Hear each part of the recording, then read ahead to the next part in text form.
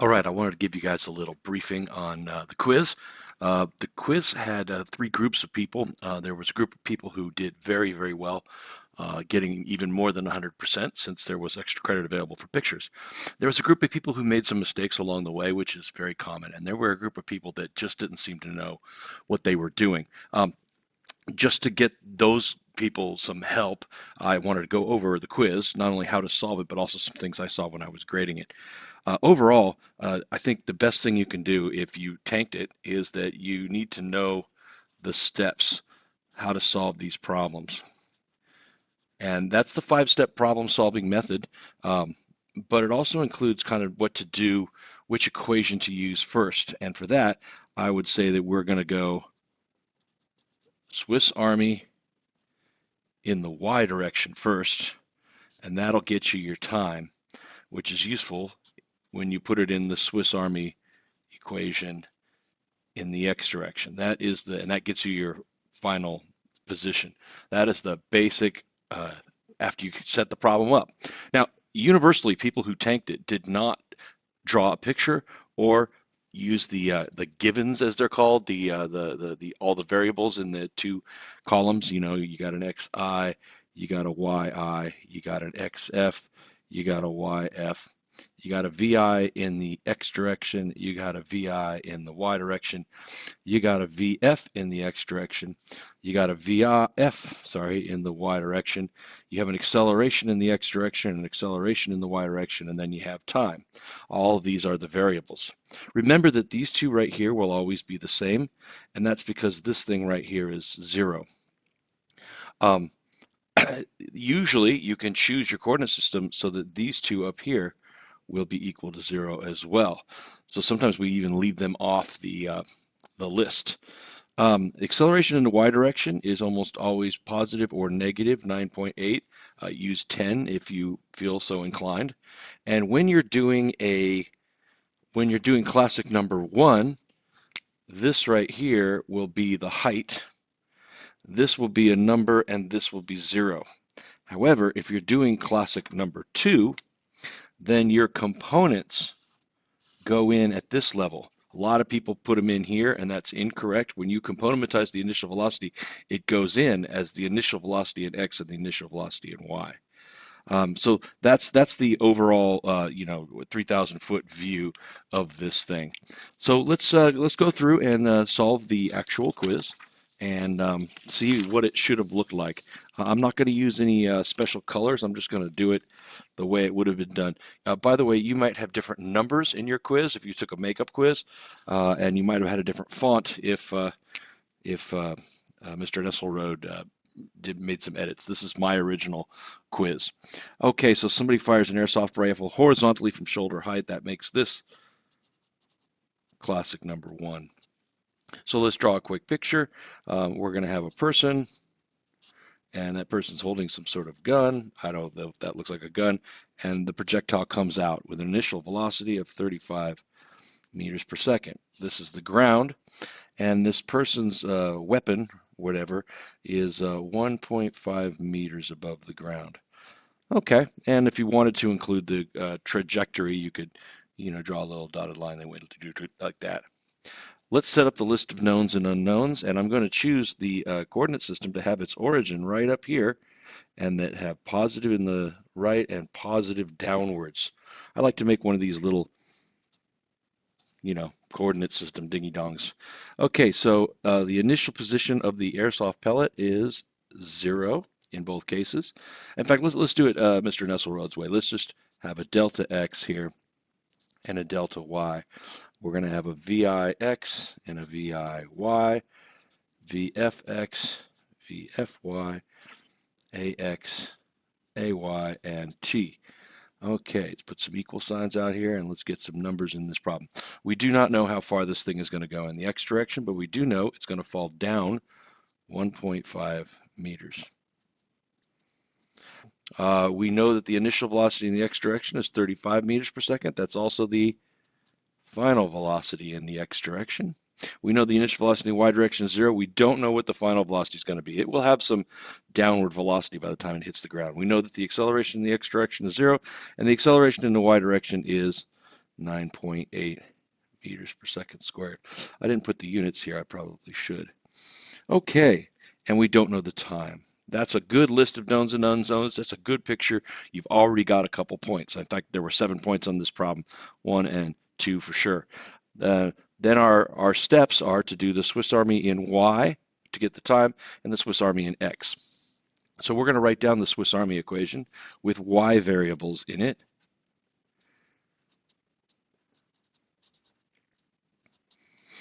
And we're going to put information from the Y side of this list in there.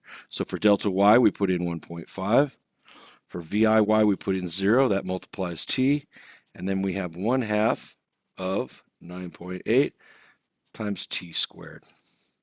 Okay, this is where we pull our little trick. I'm going to do 2 steps of algebra. Actually, 3 if you oh, never mind. Let's just do this. Let's just say this is clearly going to be 0, and I'm going to multiply this out. So we're going to be winding up with 1.5 equals 1/2 of 9.8 is 4.9 T squared. Okay, so now we have 1.5 divided by 4.9 equals T squared. So I'm going to have to say that T equals, now I'm going to take this quotient here. Let's get this turned on. 1.5 divided by 4.9, and that's 0.306. See, can you see that? There we go. And then we're going to go ahead and we're going to take the square root of that answer, and that turns out to be 0.55. So the time is 0.55 seconds. I'm going to circle that because that was one of the things that was asked for. How long does it take? And now over here below and to the right, so it kind of flows in time, you know, I'm going to go ahead and use the Swiss Army equation written for the X direction. When you become advanced at this, sometimes you can just leave this part off because it's about to disappear. But let's put the numbers in. We don't know what delta X is, so we'll leave it as delta X. VIX from this list is 35. Time, oh, that's over here, 0.55. And then the second term is 1/2 of 0 times 0.55 squared. Well, this whole thing right here is going to go to 0. So all we really have to do is multiply 35 times 0.55. And since 0.55 is still sitting on my calculator here, we can just hit times 35, and that gives me 19.36. That's probably too many sig figs, so let's just go with 19. Sorry about smashing the numbers together there. If this was a test, I would probably write that again so that I could get full credit. Okay, I was going to do the second problem, but it looks like I need another copy of the quiz. Here's the second problem. This one says, foot-powered toy rocket launched at a 70-degree angle with a velocity of 15 meters per second. Launched from the ground, landing on the ground. This is classic number 2. And the whole idea between classic number 1 and classic number 2 is that I think that if you can solve those 2 problems, particularly if you can solve them all the way through, finding all of the variables, then everything else is just a variation or combination of those 2. So we'll draw a picture. Here's the ground.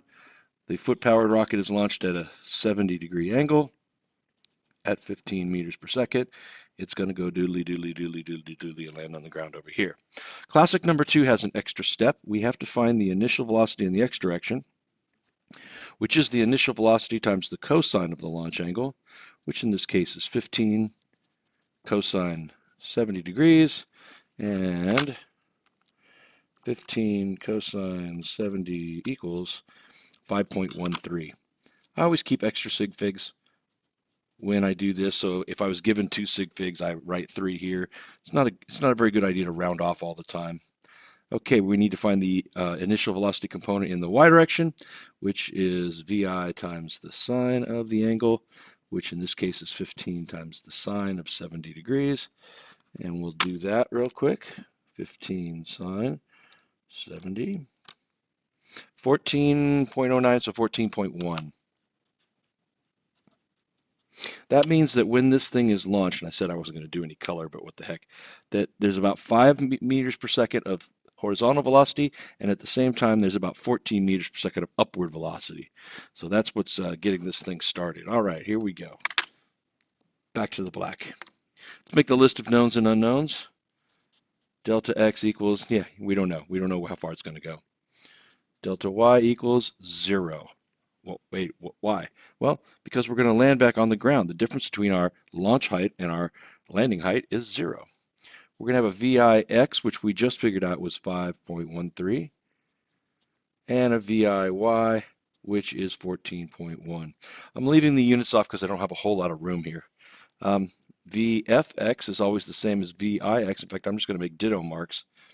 VFY is, well, we can pretend we don't know it. If you're an advanced life form, you realize that when you get to the end of the problem, the vertical velocity will be the negative of the initial vertical velocity. In other words, the velocity will have reversed. And the acceleration in the x direction is 0, the acceleration in the y direction. Now this time, it's negative 9.8. If this number here, 14.1, is going to be a positive number, that implicitly means that I've chosen a coordinate system where up is positive, because that is an upward velocity, which means the gravitational acceleration is a negative number. And the time we don't know. Same drill, Swiss Army in y, Swiss Army in x. Swiss Army in y finds us the time.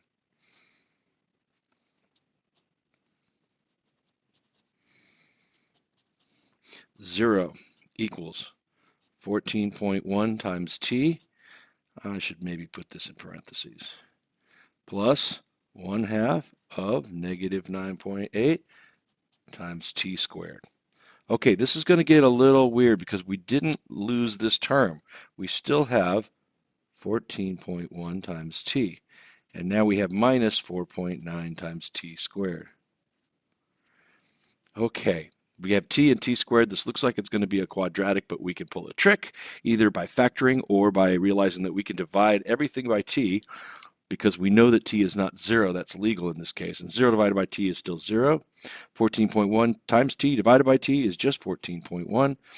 And 4.9 t squared divided by t is just 4.9 t. And we've reduced the level of the equation here and got rid of a t. So now we can whip the 14.1 to the other side. We could then divide by negative 4.9. 14.1 negative divided by negative 4.9 equals t, and equals a job for the calculator. Okay, what do we got here? We got 14.1. No, that's 14.4. 14.1 divided by 4.9 equals 2.87. It's going to take almost 3 seconds for that little toy rocket to fly through the air and land on the ground. 2.88 actually, if you want to round off correctly. I'm going to circle that because that's one of the things that I was asked for.